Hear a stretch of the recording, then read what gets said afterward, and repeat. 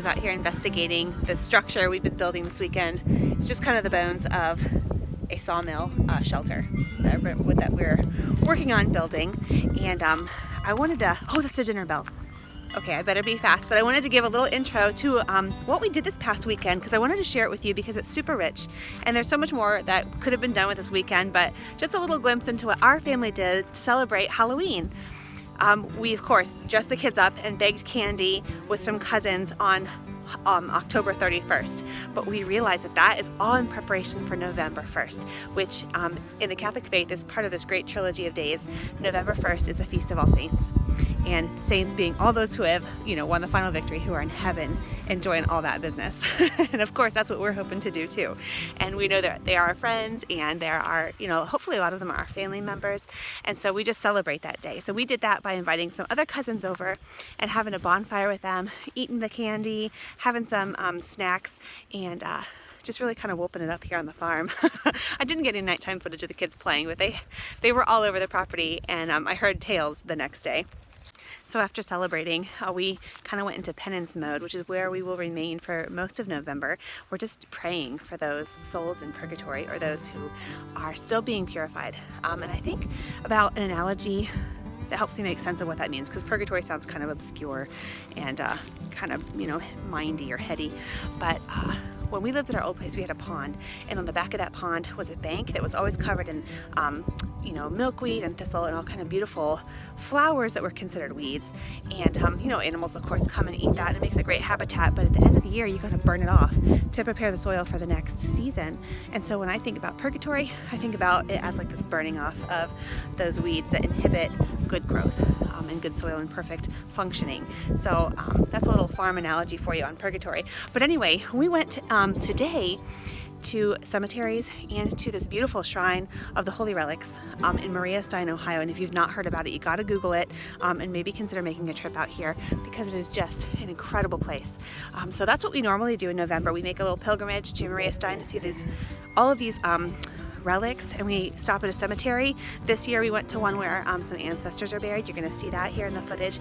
And yeah, we just enriched that celebration of Halloween. Hopefully you guys will look into doing the same for your family next year. Living on a homestead, of course, we're always faced with life and death and the cycles that are involved therein. But it just really kind of drives home our mortality and the fact that, we're not going through this life alone. So I hope you guys enjoy what you see, and we'll see you next in the next video. Oh, and that dinner bell rang, so I better get in. Joe's grilling out some hamburgers. Woo!